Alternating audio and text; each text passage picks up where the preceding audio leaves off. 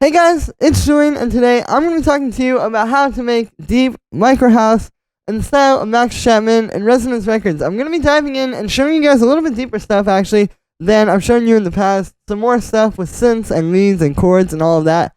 And yeah, as usual, you can get this full project file, samples, MIDI, presets, anything like that from this video. It's available right at the top of the description, and if you're a patron on my Patreon, check there because it's already available. And here we go. So we're at 126 BPM, and the first thing right off the bat is this big fat 909 kick. So you can hear it's just a super boomy 909 kick, it's like a boom. And it actually has a pretty good tail to it too. You can hear the kind of low end roll off there. So that's really what you want for this style. I recommend starting with a 909 kick, and then just turn it up in the mix. That's really all you have to do, is just get it up to a level where it's louder than the other thing. And it's still thumping through, if it's a good sample, you won't have a problem with this. That's really all you have to do with the kick, and then it's going to sound good. If you have a really solid 909 kick here, you're not going to need to do too much because the kick is already really good. Well, yeah, then after that we have the bass line.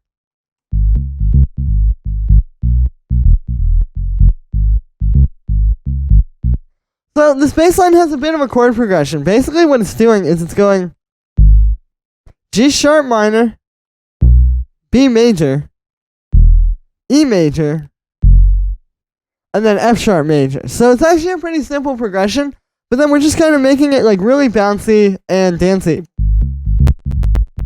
These notes up here are just the fourth of G sharp. And you can hear there's a lot of kind of call and response happening here, like how we have dun dun dun dun, and then here it goes dun dun dun dun, like from up, and then it goes down. So it's kind of like, just having little stuff like that to create the groove essentially. It's like the simple chord progression, and then we're just using all these different bouncy notes to make it really groove. And it's always about how it's grooving with the kick. So I recommend that you just write this, start with the kick, get your 909 kick sounding really good, and then you can start writing the bass line. And again, just write it so that it's going to just groove really nicely off of that constant doom, doom, doom, doom.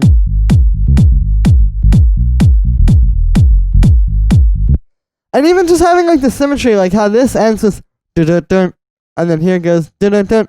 It's different notes, but it's the same rhythm there. Like just all of that kind of little stuff is going to come together to make this a really good bass line. For the sound is actually pretty simple. It's just made with operator. So essentially what you want is you just want like a nice deep fat sub bass. It really doesn't matter where you pull it from, but I like using operator for these.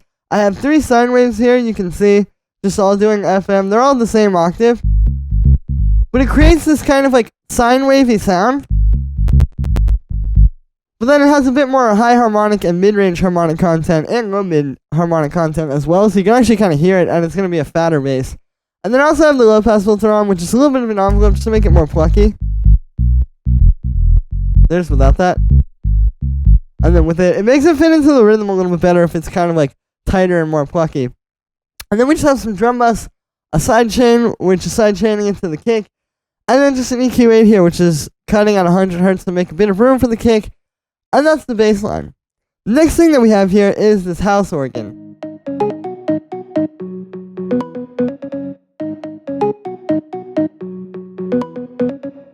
This is very much like a classic deep house style organ pattern. I've heard this in a lot of these tracks. I want to show you guys how to do it. What it's really all about is how this is grooving with the bass line. The bass line already has to be kind of like, this big full bass line like this. But then we put this on top of it, and it's just a bunch of notes that are going to play really well off of that, while still following that progression.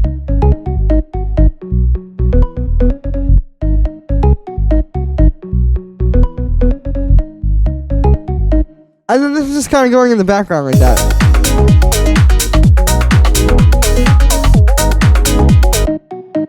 So yeah, I recommend just getting to know the minor scale of whichever key you're in really well, because that's all this is. It's just using different notes from that scale to kind of work off the groove of the bass line and add this extra, like, nice kind of pluggy organ element. The way I made this sound is it's using the classic M1 organ sound. You know, this is definitely one of those sounds where, like, you kind of just have to use the classic sound, because it's like, as much as I can sit here with operator or analog and try to remake this, you're always going to be listening to the track thinking, oh, this just sounds like a crappy version of the M1 organ. You know what I mean? Like, there's a lot of cases like this where it's really better to just use the classic sound. So that's what I've got here. I also have this chord on here, which is just adding an octave up. So it's like this really, really full organ. And then it's just going through a short reverb and a sidechain. And then I just have it being high passed. And that's it for the organ. Then we have this lead. Which if I put that with the organ, you can kind of hear how it fits in.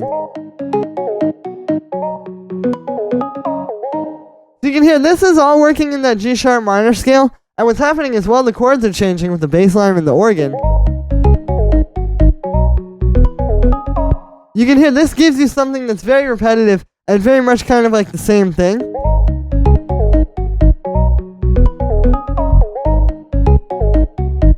So it's kind of like the contrast between the elements like that. You know, you don't need this to bounce around too much. We just pick a simple scale with a few notes, and it just creates this nice kind of background lead that's really smooth. Now the way I made the sound for this one is it's two sine waves inside of analog here, and then they're just 7 semitones apart and detuned a little bit. So that's how you get that kind of like different feel to it. If I turn that down,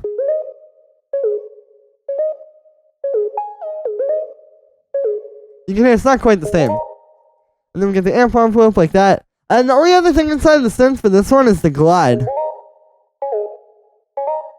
Which you can hear that, you know, it just makes me go, wah, wah, wah. Kind of makes it a little bit more, like, lively sounding. And then just have a bit of reverb, a bit of drum bus to make it a bit fatter and more full sounding, a compressor, which is sidechaining into the kick, and then this high pass filter. And you can see we're high passing it pretty hard because you really don't need too much other than like the highs with this sound and the mid range. And yeah, then we have this pad.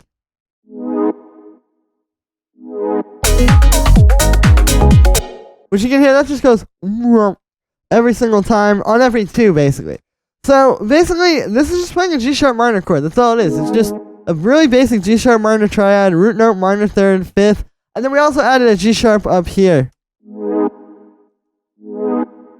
just to make it a little bit more vibey. And this one's all about how it just kind of like, it's very like controlled. You know, it's not like a usual pad where it's just gonna ring out the whole time. It just goes like that. So you know, it's just something really repetitive. I can kind of hold the groove down. Another thing too is like if you have the part where you don't have as much of this stuff playing, like maybe you do like,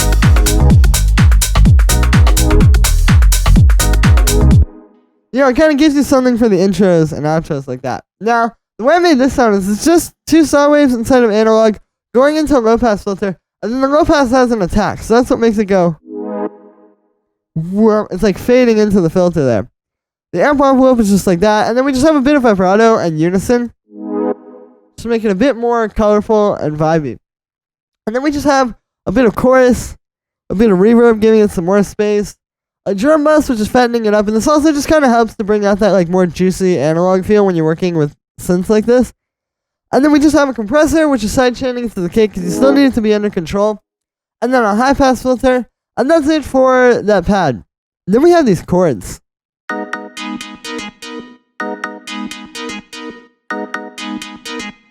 So these are these two chords doing call and response. You can see one of them is just that same house organ with just some reverb and some drum bus, and it's being sidechained. And then the other one is made with a synth. But all these are playing as just kind of variations of the G sharp minor chord. Like you can see this first one just goes dun dun. And this one over here, there you go. You can see we have a G sharp minor chord in there. And then we're just inverting it over here and like kind of adding different voices. Like I put this A sharp in there, which is actually the ninth. And then I put that up an octave. So, you know, it's just kind of playing with the notes that are inside of the scale and inside of the chord to create this kind of nice, like, kind of bouncy thing. And if I turn this off, you don't need these in the track. You know, like this is maybe like almost there, but then when you add these,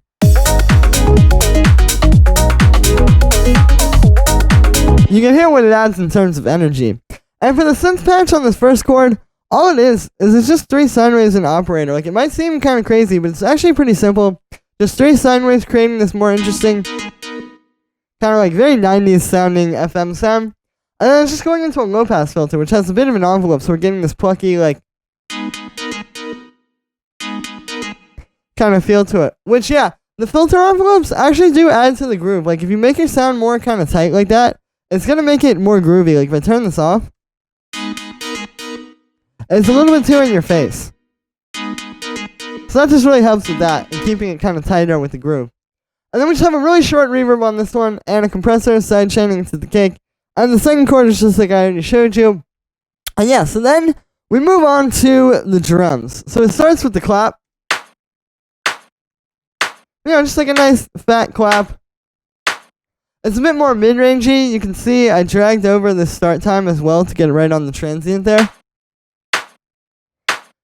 This one's really about the sound you choose. You know, you can sit there and fumble around with a million, like, claps from sample packs and stuff, and try putting, like, 10 layers of processing on them. But if you have the right clap, it's just going to sit in the mix like this. All you have to do is turn it up. Then we have the main hi-hat, which is this 909 hi-hat. Layered with this one. So you can hear this one kind of adds like that punch. Which I actually turn that up a little bit. They're like, and this one has the body to it. So what I did is on the 909 hi-hat, I actually used a bit of attack. So you can see we shortened it, but also turned up the attack so that it kind of like fades into the sound. So what you're doing is you're getting the transient from this one and that punch. And then you just get the body from the 909 hi-hat. So it's kind of a nice way of keeping it really clean. Because this closed hi-hat has a lot of punch to it. If we take that out, you can hear. So yeah, it's just kind of like, again, working with the actual audio that's there, rather than putting like a bunch of compressors on this and, you know, doing a bunch of crazy stuff. Then we have the shaker.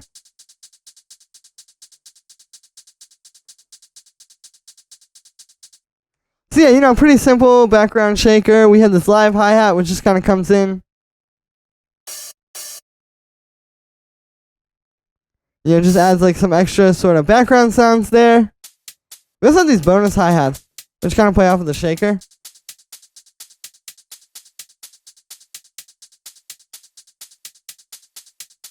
So you can hear those kind of just add to the overall like groove, because it's kind of picking out different notes in the shaker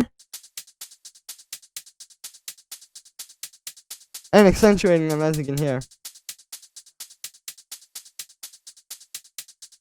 And that's something you might not always notice either, but yeah, it's very important. Then we just have this bongo,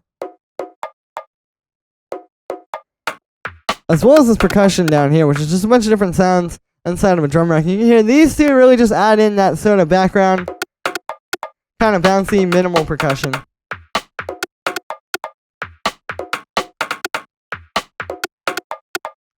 So yeah, when you have like these different layers of percussion, it's all about how they can play off of each other and how you can kind of make them fit together rather than just having them play side by side. So that's how I think about these two. And then the last thing down here is just this crash, which is, yeah, just a nice, you know, punchy house crash going through a bunch of reverb. Just